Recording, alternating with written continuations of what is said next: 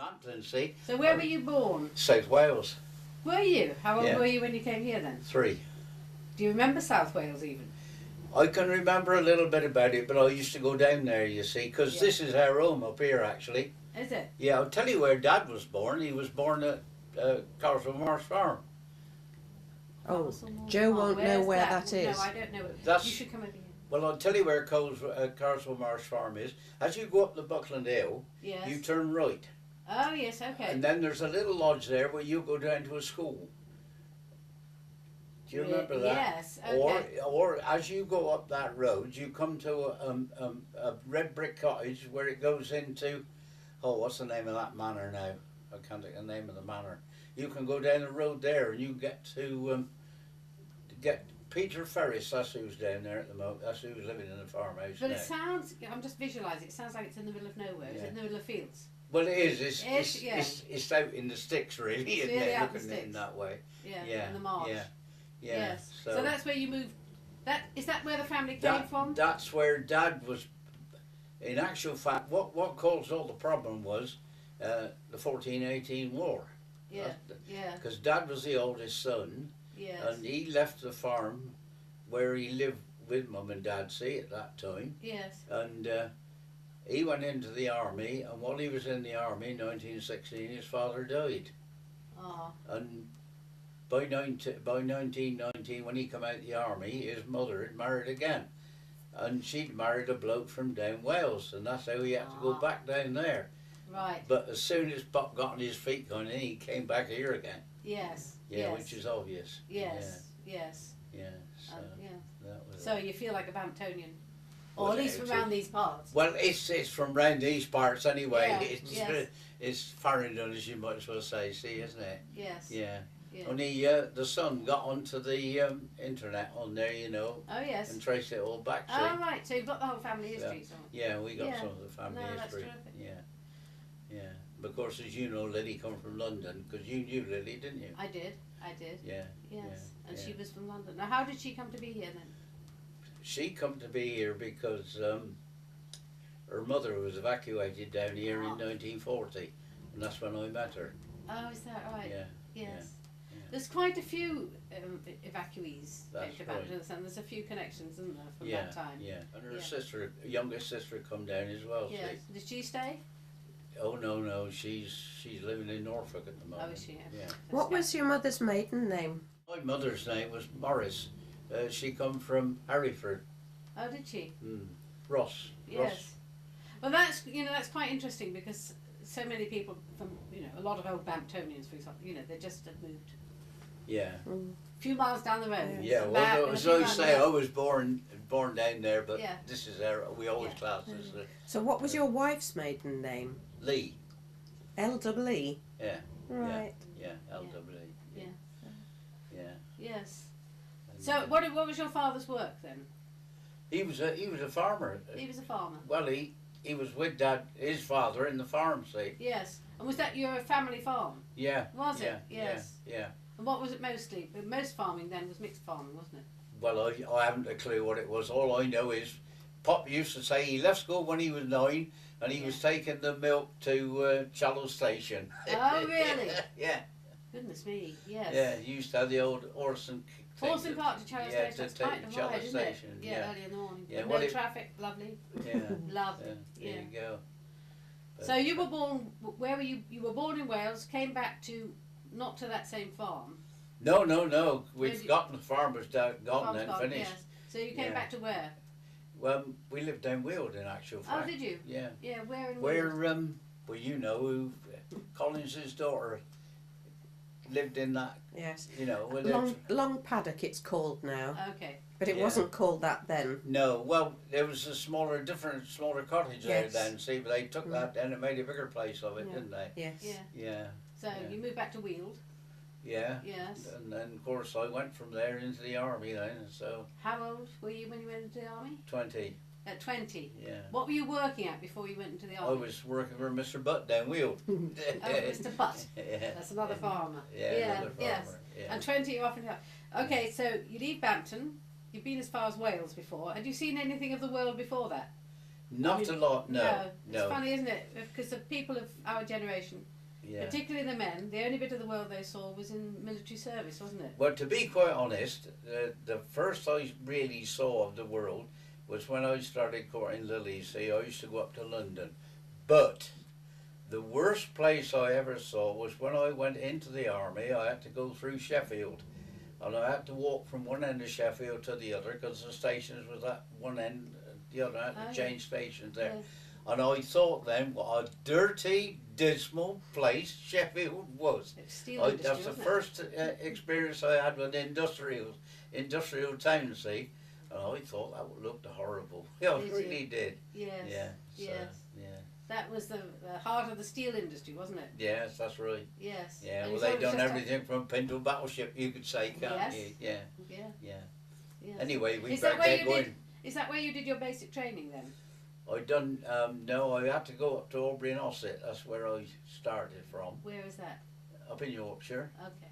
And then I just stayed there overnight, and then I went to the Signal Training Centre at Preston in North Wales. Right. That's where I done my square bashing and Yes. Shoe polishing. yeah, that's right. And my training for the Signal Corps. Right. Now, how did they select you for the Signal Corps? Did you choose that, or did they say, "Here's a bright lad"? No, when you went up for your medical, you had to do an intelligence test, didn't you? Oh, did you? Okay. Well, I don't know whether you knew about it, I but didn't you know did. that. No. And you had a book of things, you see, and you had to fit certain things into one another, and that's when you're selected when you go up for your medical. So you obviously did So very I well was on sent. I was sent to the Signal Training Centre at Aubrey and Ossett in Yorkshire. that. Okay. But then they sent us down overnight down to Preston in North Wales. That's where we had to do our training. So training for signals, is that? I mean, I can't imagine what it is. Morse code, some electrical work. Everything's involved, teleprinters and all. Really? And Yeah. Did you find it interesting? pardon? Did you find it interesting? I found it very interesting. Fantastic. Yeah. So yeah. you really fell on your feet there then? I did, yeah. Yes, yeah, wonderful. I did, yeah. And do you remember that as a happy time? I enjoyed it, to be Yeah. quite honest, at the Yeah. start. You know, it was very interesting. Yeah. Yeah, because my brother was in the tank regiment, see. He was in the 144th Tank Regiment. So where were they when you were doing this training? Well, I don't. Well, in actual fact, I think I told you about it. He came home on leave, on compassionate leave, because he lost a babe. If he hadn't have done, he would have been in Dunkirk. So he missed Dunkirk yeah. through being home on compassionate leave. Yes. Yeah. Yes. Yeah. So it's very good. Yes. Anyway, we better get cracking, or else you're going to be very late, aren't This you? is all right. This is all part of it. Oh, This is all part of it.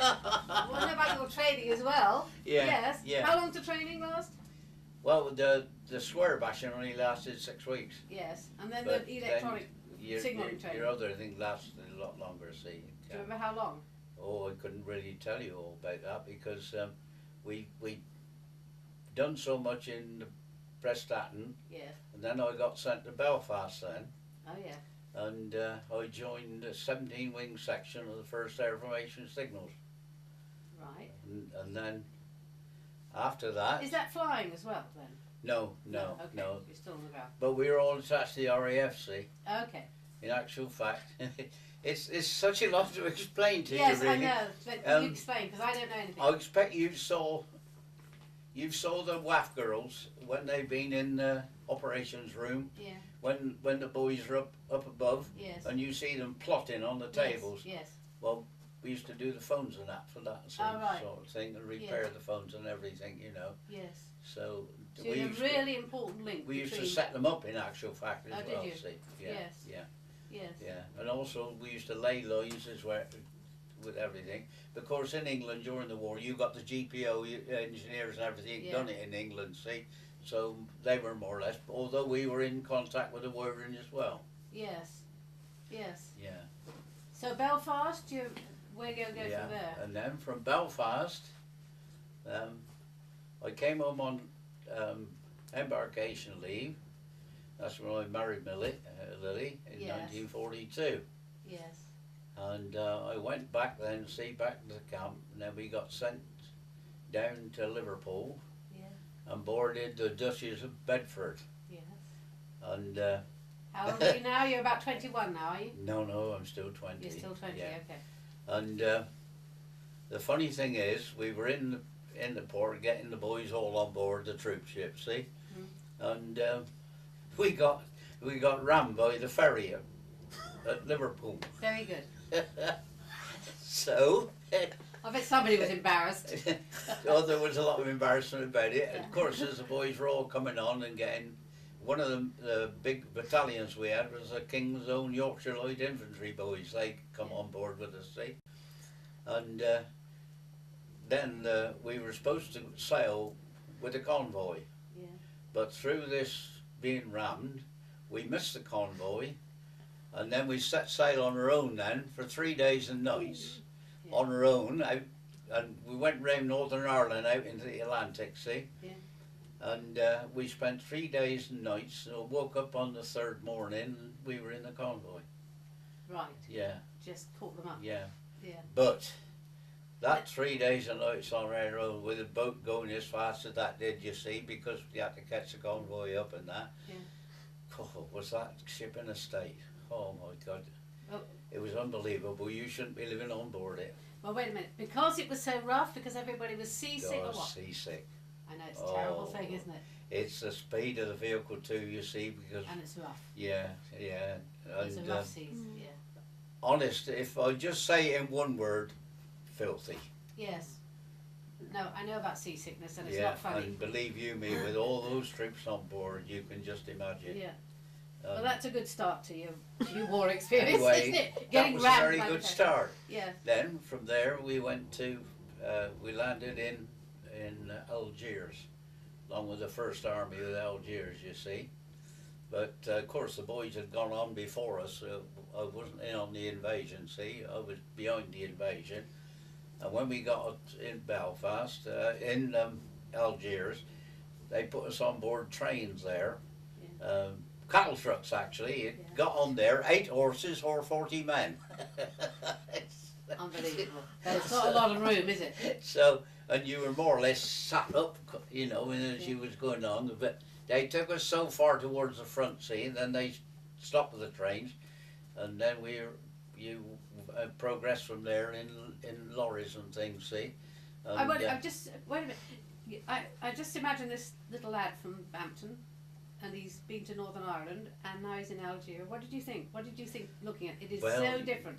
the point is, how can I put it really? It's you just take everything in your stride. In actual fact, you know, it's just one of those things. Nothing ever seemed to bother me, kind of thing. You know, we were all together, and Yeah. that's it. Was there? See. Yeah. Very hot. But the funny thing is, I didn't know it at the time, but the officer that was in charge of us, he was stationed here in Bampton in 1939 at the start of the war. He was with the Royal Armoured Service Corps here in Bampton, Yeah. and he lodged along with Dickie Lane. Yeah. And when did you find that out? And I didn't find that out, you see, until we set up our first signal place, you know, command post then. Yeah. And then he called me in the office one day and he said, "You come from Bampton?" I said, "Yeah." And then he said, you know, Dickie Lane. Yeah. I said, "How do you know him then?" And then he come out with it that Yeah. he was stationed here with the Royal Army Service Corps. Really? Yeah. Yes. So Yeah. it's a small world, isn't it? It is, isn't it? Yeah. Yeah. It is. And then, as I say, we got to Setif. That was one place I can remember, but in actual fact, when you're during the war, you're going through, you don't even know where you are, to be quite honest.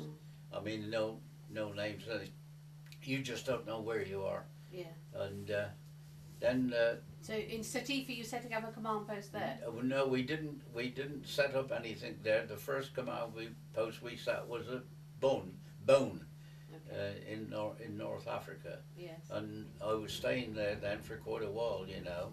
Yes. And what does it mean when you're setting up a command post? What have you? Are you well, it's where is it tents? there's all the lines come in Yes. into what we call a frame room. Yeah. You see, you've got cables coming in from all over different places, and also our boys laid the lines as well. You know, Yes.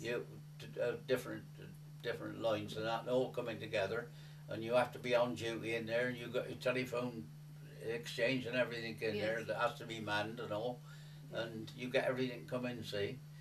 That's where I got my habit from. If you ever phone me, I always say 594, because you were never allowed to say hello or anything. You just have to say that number of Yes. the place where you were, you know. Yeah. And that's how it goes on. Yeah. And then I spent quite a lot of time in Bone, and then we went forward then, you know, to carry on, because the army was moving Yeah. forward quite a lot. Yeah. And I got put onto what we call a repeater station then.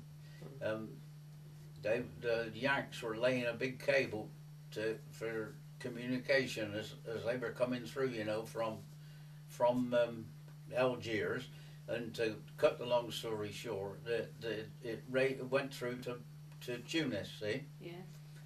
But I was on a repeater, and in the morning, every morning, you had to set a tone through, and each repeater station had to line this tone up, you see, and with the dials and that, and then you press the 1 or 2, whichever one you was, and that passed on to the next, and he done the same. And once all the tone was finished, you see, you got your line all clear. Yes. It was quite a big cable, you know, went through, see. Yes. How much are you aware of the messages going through? Do you hear them at all, or not at all? Nothing to do for us at all. No. So you're just laying the But mechanics up. the teleprinters and all used to be involved with them, you see, Yes. as well. And you had what you called 80 plus 80. That was 80 volts on one line going one way, 80 volts on the other. That worked the teleprinters, you know, Yes. because you got it all do. Yes. And then So you've no idea at this time how the war is progressing or what your part in the war is? no, we just make sure that everything's working. Yeah. That was our part. The people at the top. They know what's going on, you don't. Well, sometimes you did listen when it was verbal, because you couldn't avoid it, because you were working, because you got a telephone, you see, in the frame room where you're working. Yeah. In any case, so you heard quite a lot what was going on. Yeah. So at But, this stage, are you seeing any action? Do you know where the action Not is? in those stations. No, We didn't see nothing. No. No. Okay. No. That's, And in actual fact, through North Africa, I didn't see a lot of action at all, apart from aircraft. yeah. And the Luftwaffe was rubbish to what our boys was then. Oh You really? used to get the occasional MiG come along, you know, the 109 machine gun in the roadways, more or less, Oh, you yes. know. Yeah. So that when we moved from one place to another, you had to have a person sat on the roof of the lorry to watch for aircraft, see, so that if you see the aircraft, you bang, they stopped, and you shot off either side of the road. Yes. And lay flat. So that's just as well. Yes. Yeah. Yes. Yeah. Did that happen when you were on the move? Well, oh yes, 2 or 3 times we got Did it? done that, because you bolted out either way, and that. Scary or not? Or Well, it never bothered us in actual fact. It's amazing, isn't it? It's a bit frightening at the time when it happens, you know. Yes. But then you think, oh, that's all over now. That's it. yes. Yeah. But as I say, then I got took off of this repeater station, and the boys then had more or less completed the North African campaign. Right. And I was sent then. We wondered why we were took off the repeater station, but they come and took over from us, and we were sent to Tunis then. Yes. And that is the most beautiful time I had while I was in the army. And put it that way, because the war had ceased then. Yeah. There was nothing going on apart from a few raids, you know, with the Luftwaffe. But we were stationed under almond trees, and I really enjoyed myself day after day swimming in the Mediterranean Sea. It was really beautiful. Isn't And that lovely? we thoroughly enjoyed that. We was hoping it was going to last, but of course, the next thing we knew, we were on board LSTs, that's landing ship tanks, Yeah. and we went into Sicily, Yes. see, and then And that's serious war, isn't it? After well, that. we went up. We was going through Sicily, but as look at it didn't last very long. Yeah. No, that didn't. But how long were you in Tunis for? In Tunisia for? I couldn't tell you no more than Month? Man in the Moon. I couldn't even told you what day it was. Was there a lot of drinking? I couldn't even. No, we didn't No, do a lot of drinking. no, No? no. Well, I wasn't a drinker anyway, so No, it right. wouldn't have mattered. But I couldn't tell you how long I spent in Tunis, the morning the man in the moon. I couldn't, if you'd have asked me what day and date it was, I wouldn't have been able to have told you. It's just paradise. It's just like that, you see. And Did you then go we swimming? went into Sicily. Did you go swimming in the Mediterranean when you were in Tunis? Oh, in Tunis, every day. We really had a great time there, to be quite honest, in Tunis. Yes. We had a lovely time. Yeah. I mean, in actual fact, you could more or less say no war on. Yeah. But You were you, I mean, you obviously with your own Yeah. military group, but are you meeting the local people or not? Oh yeah, because you're right by them, see, in Tunis Yes. anyway. Was that friendly? But yes, we No never got problem. any. We've never had any bother with any of them at all. Yes. Nothing at all. No. Well, they're no. French speaking, aren't they? Yeah, they're French speaking Yes. there. Yeah, but Yeah. we never had no bother there at all. And then, as I say, we all that happiness come to an end. Yes, off to Sicily. And yeah. then we were sent to Sicily, Yeah. and that didn't last very long. We went through there very quickly. Mm. We only sent a small command post up, and we was on the move all the time, Yeah. you know. How are you travelling? And in trucks? vehicles, Yeah. Okay. yeah, in vehicles. Yeah. And then that ended there. The actual war ended in Sicily because they went through back into Italy. See. Yeah. And the first thing we had after that was they come round for volunteers to give blood. Oh. You know, for the because Yes, they got for the short of wounded. blood. See. Yes. And we went into where you put the bodies, you know, The more. in the morgue. Then in Yeah. Catania, Yeah. and they got blankets laid over the concrete flags, and we laid on there and give blood to the boys, you know. Nearly everybody volunteered anyway, Yeah. which is obvious. I mean, Yes. you got to think of your fellow man, and Yes. that's what we done. And then from there, I got pushed into Italy. We went through to a place called Brindisi, I know it. and we had a bit of excitement there. One of our ammunition ships blew up there and caused quite a lot of damage. But from there, then I got sent with on the command post at Foggia.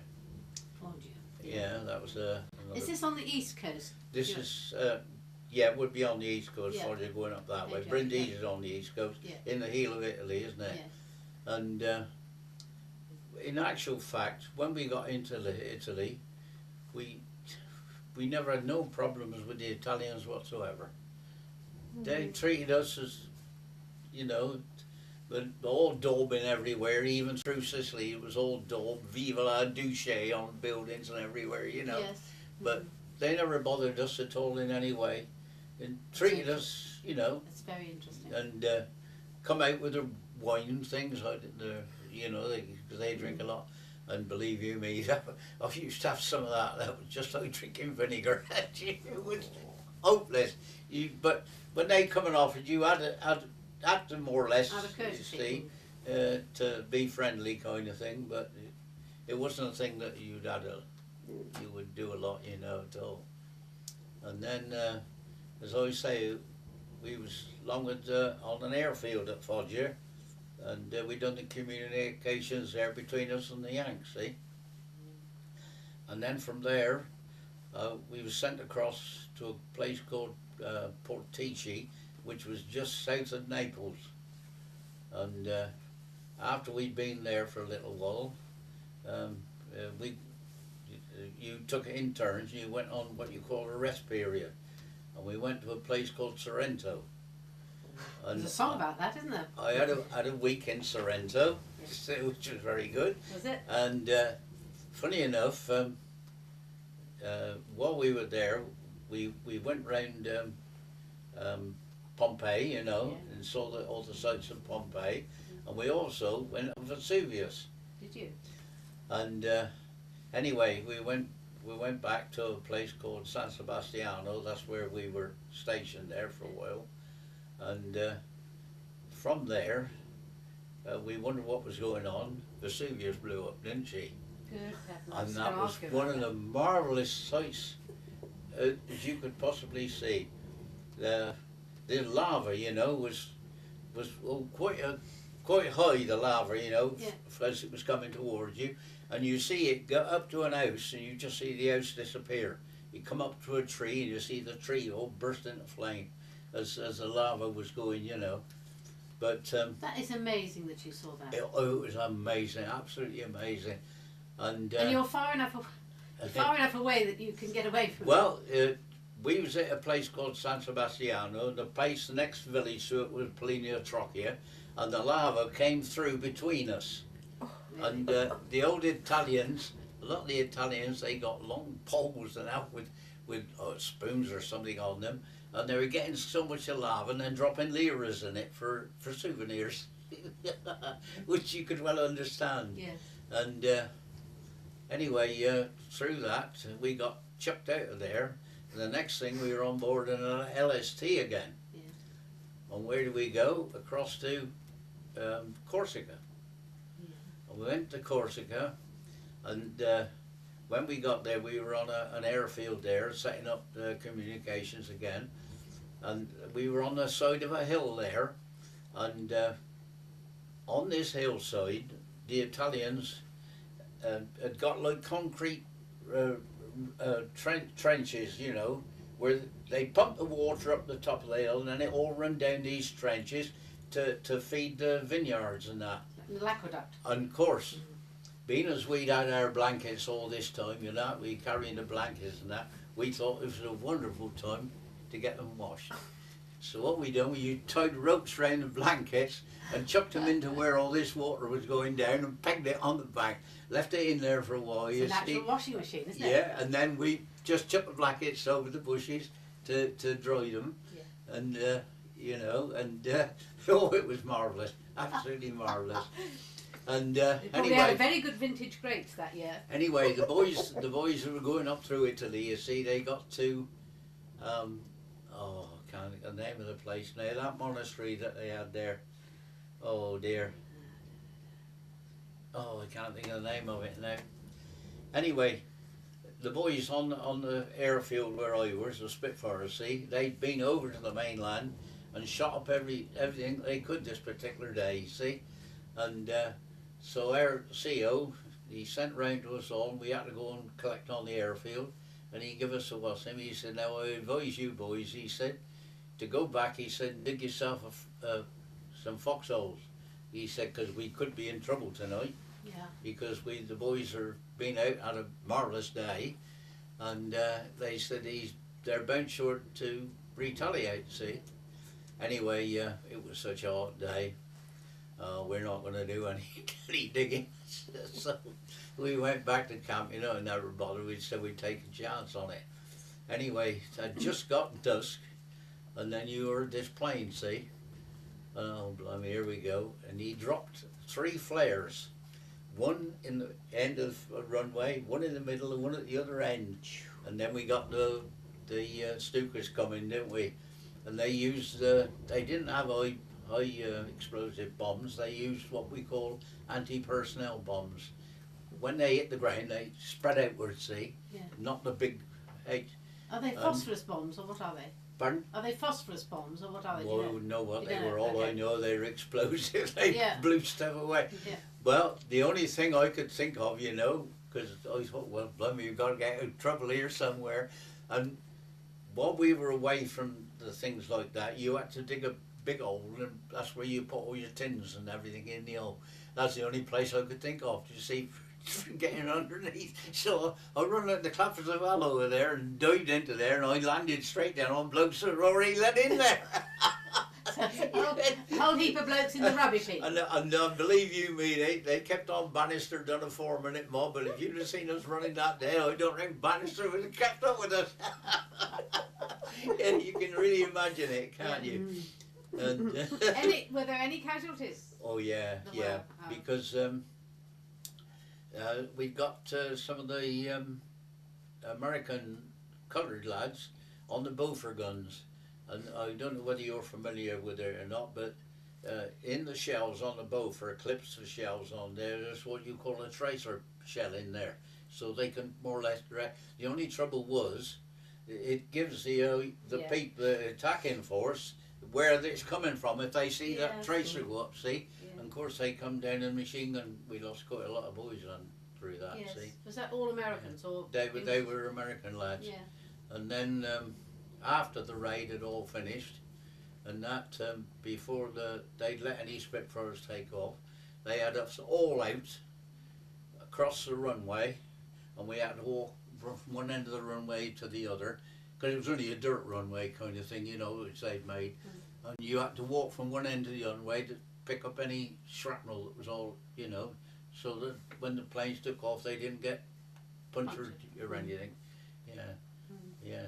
So they had us on that business. But as I say, where was the Luftwaffe while we were doing it? And non-existent. We never used to see them. We just all in a line along there. People that could have played out with us, couldn't they? Yes. But they just never come. We never see them. So they did their raid, then they left, they didn't come back and mock you up? They didn't come back, no, and they carried on, so it was very good. Yes. And then... so that's quite an exciting night, I reckon. Then of course, the invasion come on this front, you know, into France and that, didn't they? D-Day. Yes. And funny enough, we were all whipped up together, put on LSTs again, and we thought, well, where are we going this time? We just couldn't visualise. We thought perhaps we were going home, see? But anyway, we were put out and that, and as look at it, I was on an American LST, and there was British LSTs and all there, see? But the old Yankee captain, he come out over the tunnel, you know, on board, and he said, any of you'd like to go swimming? He said, we're opening the doors. And he opened the doors, you know, and we was in the water, weren't we? Having a grand old time. Yeah, so, and of course the boys on the LSTs, they were never opened up, did they? It was just the Yanks opened up, but they didn't. A bit more casual, And, do you think? then anyway, we heard the engine start up, we wondered if that was it, we were off, see? And goodness gracious me, when we looked around, we was in a convoy of ships, see? And that's when we went into southern France then, along year or two along Marseille, we went in through there. Right. But we got almost to the beach, and then we got the battleship behind us, and she was sending salvos over. And I'll tell you what, that's a terrific noise you can hear go through the air when you get shells going over you, you know. But whose battleship is this? that was one of our battleships. And What battleship it was, I couldn't tell you the name But of what's it doing? It's It- firing over your head to it. It clear was the going beach. onto the beaches in front of us, see? To clear the beaches ready for you. Yeah, clearing the Okay. beaches in front. But when we got there, well, we done very well. There was not a lot of resistance at all there. And that was when I first saw flamethrowers on tanks. God, oh, they're dangerous. Oh, blimey, you see this great flamethrower, because where any blockhouses were or anything, that's what they done. They with the old tank and put the old flamethrowers through it all. And in actual fact, the resistance we had there was almost non-existent when we landed. Is that because there was such a show of force from this battleship? Possibly it was. Yeah. Possibly it was.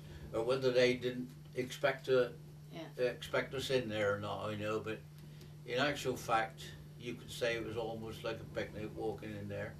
Yeah. No problem at all. And are you marching in, or you've got trucks there, or what? Yeah, we had to run in, see, off the LSD, see, straight in there, and it was really good. But there we go. Then we set up different command posts here and there, you see, and communication centres and that. So, yeah. What I think is interesting is that in each of these steps you take in your war, your particular war, you're at the hub of communication. You're selling. You haven't a clue what you're doing, have you? Haven't or, a clue. or where the All war's we know, going or anything. you put the wires and stuff into these things, you connect them up. What goes on in them, you know nothing. Yeah. No, it's as simple as that. But when we set the teleprinters up, it all comes through in codes. You know, it's like a block of 5 numbers. You know, and then that has to be put through a deciphering machine. See, and So you don't know the codes? No, you don't know the code, no. It's just put through a deciphering machine. Okay. That does the coding, see. But of course you're not there to decipher it anyway. You know it's all going on, but you're just there to make sure everything is working, kind of thing. If a line breaks down, look, any line break down at all, you've got what you call a bridge Megger, see. It's a machine and you put the wires onto it, and you turn the handle, and it tells you how many ohms resistance there is on that line. And if it's, say, just for argument's sake, to make it easier, say it's 100 ohms resistance to a mile, and that's reading 50 ohms, you know that break on that line is half a mile away, kind of thing. That's the sort of how it works, in a reasonable sort of way. Yeah. But different wires has got a different ohms resistance, see, and then of course you've got other 3-turn circuits as well. You've got to know your electricity, haven't you? Yeah. Absolutely. And earth 3-turn circuits, you've got one line going from one telephone to the other, and you got the other line is just a pin stuck in the ground, see, from either end, and you still get a circuit. Yeah. But, okay, so you're in Marseille, having a picnic, as you say. Well, in actual fact, they got quite a lot of us then when we got in there, doing. Oh dear, I'll get it in a minute. Carrying the stretcher bearing there. Quite a lot of us, we had to do stretcher bearing because the boys that got injured and that, you know. And of course, when you're asked to, you do it, and that's all there is to it. Yes. And you had to pick up your own boys as well as your own lads. Both of them, you cared for just the same as though they were your own. Yes, like brother soldiers, isn't it? Whoever they are. At that point, because this is the first time perhaps you've seen the real damage of war. That's isn't right. it? That's Does right. that have an effect on you, or are you just still taking it in your stride? Yeah. Yeah. Yes. Yes. Yeah. Anyway, It's an important part of it, you know. It isn't all fun and games. No, and anyway, the boys came in from the other front, you know, where they landed. Yes. And they come through there rather quickly where we connected up with them. Yeah. And then, for some unknown reason, we were drawn back and put on board ship again, and we went back to Italy, to where we were stationed before. And we only went back there to wait for a boat or something. Yes. And when we got the boat to come, we were put on board what they called, what was that, Highland Princess. Yeah. And we waited for different regiments to come on board, and then we were brought back to England. Right. And so you had this taste in Marseille, and then you were withdrawn from it and off to England. Yeah, and then we brought back to England. And, where did you land in England? Up at the Clyde in. Oh, did you? Up in Scotland? Yeah. And did you get leave from there? yeah, we got leave from there. Yeah. And you came down here on the train. Was that lovely? Great. That Was it? Yeah. Yeah. Yes. Great. To see people again. Blimey, I hate to think about that. Oh, that's one thing I wish I hadn't thought of. Oh, I'm sorry. Perhaps I shouldn't have asked. No. But it's it is part of it, isn't it? And it's a serious part, isn't yeah, it? Yeah. And in a way, I think it's what the young people should know about it, because I don't think anybody should glorify it. I don't know what you think. Definitely not. No, because it has a terrible pain to it, doesn't it? Yeah. the thing is, it lasts with you for the whole of your life. Never goes away. No. No. You maybe learn to live with it a bit, but deep inside it's still there, and it's very hard indeed. Well, you don't talk about it, see. You just blot it out. Yes. Had you talked about it before? Did you talk about? No, you never did. No, I know. I talked to Stan Smith about this. Yeah. You know Stan? I know Stan. Yeah. Yes, because he was up through Italy, and he talked about the fear of it as well. That's right. Yeah. Yes, it isn't good, and you're young men. It's terrible. Terrible. So after that home leave, are you taken back to active service? We came back to here then, and we had to leave, you see. Yes. And as a matter of fact, I was down by Virginia Waters for a little while then. Yes. And then we was in operations room while we were there, you know. Yeah. As I say. And then the next thing we knew, we were sent back up to Scotland.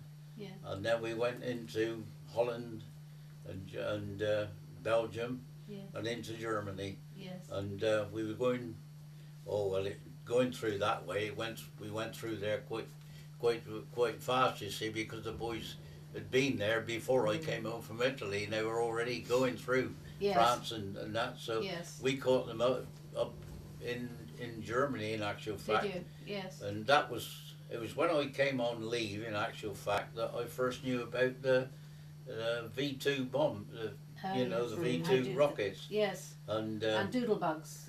as I say, I was along with Lily in London, Yeah. and with this bang come, but she never batted an eyelid, you know.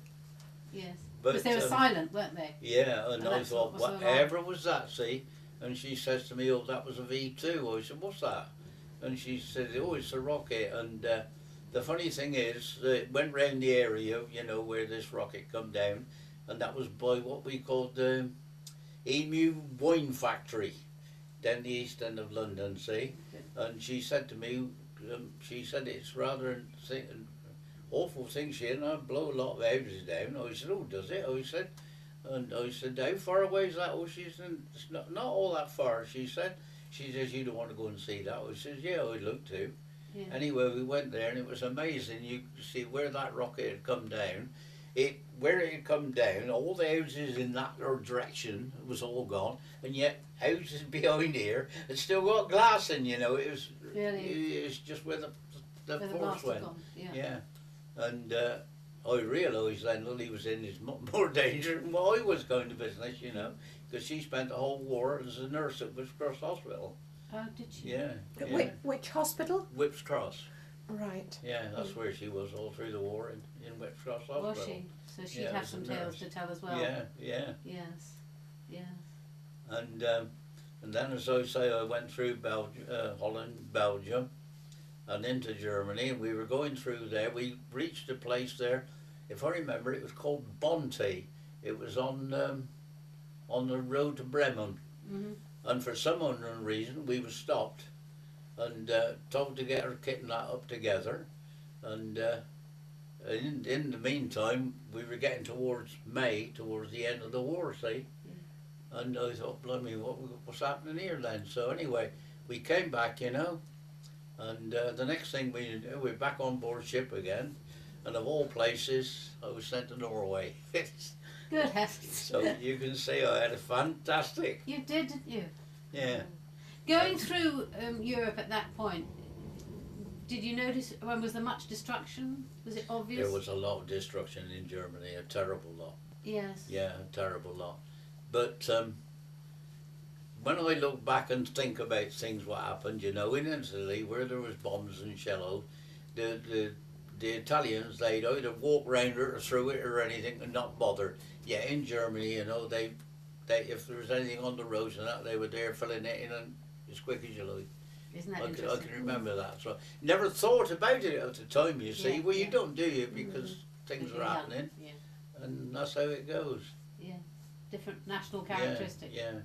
But then, as I say, the war ended, and as look at it, as I say, we did not do nothing in Norway. We just walked in there Yeah. and to a place at Trondheim. That's where I was, and then I was on the airfield at Trondheim Yeah. with the command post in there. Yes. And the funny thing I ended going on at duty, well, at night and day, along with a German bloke. Really? Yeah.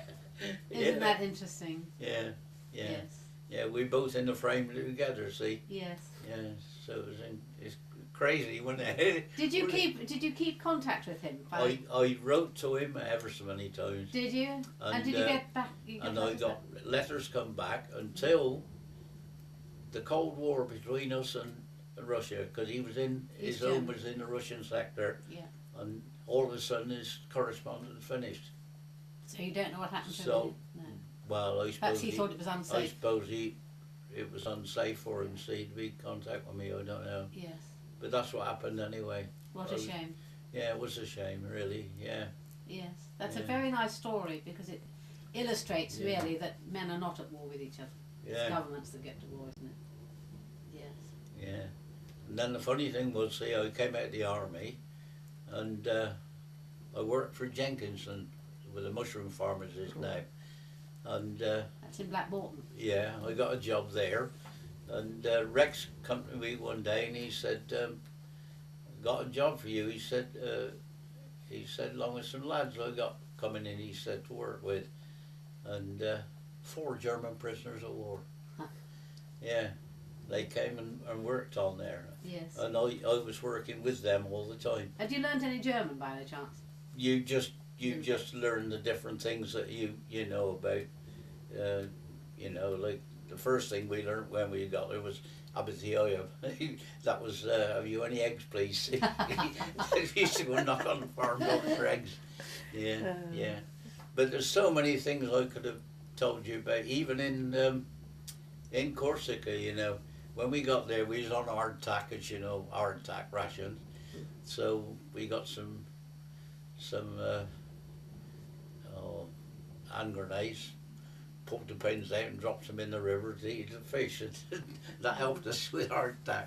Well, we did get in trouble along with the locals over that through Yes, you would. blowing a fish out the river. We Yes. did get trouble there, but Yeah, they wouldn't appreciate that. they didn't appreciate that at all. No, well, which is understood. Yes, but they may be understood as well. Well, they probably understood, but in the end, we stopped doing that anyway. Yeah. So Yeah. there you go. But What year did you come out of the army? 1946. That's a year after the. Yeah, Mm. yeah. Was that a general demob, or did you just plain choose to leave then? No, they tell you when you're coming out. Right. Yeah, yeah. They tell you when you're coming out. Right. Yeah, yeah. You could have become an electrician, I would have thought, with all your Well, knowledge. When I came out, you said they gave me a card Yeah. and to go to Oxford, so that I could be in the GPO. You know. Yes. Yeah. What's the name? But in those days, you hadn't got the money for transport. Yeah. See? Yeah. So I never bothered. I just let it Yes. go. What a shame. It was a shame, really. Yes. Because you had all those skills, and you were clearly a bright chap. Yeah, 'cause you got through. Yes. Yeah. Yeah. Yes. Yes. That was it. Yeah. Yes. But you couldn't afford to go on the bus in those days, back and forth every day of the week. You see, you just couldn't afford it. I know some chaps cycled, didn't they? Cycled to Yeah, Oxford. yeah. I mean, that's a lot of time out Well, of the day, when isn't they it? had the first youngsters, see, I used to go to Oxford and that. Did you? Seriously, Yes. yeah, definitely, Yes. yeah.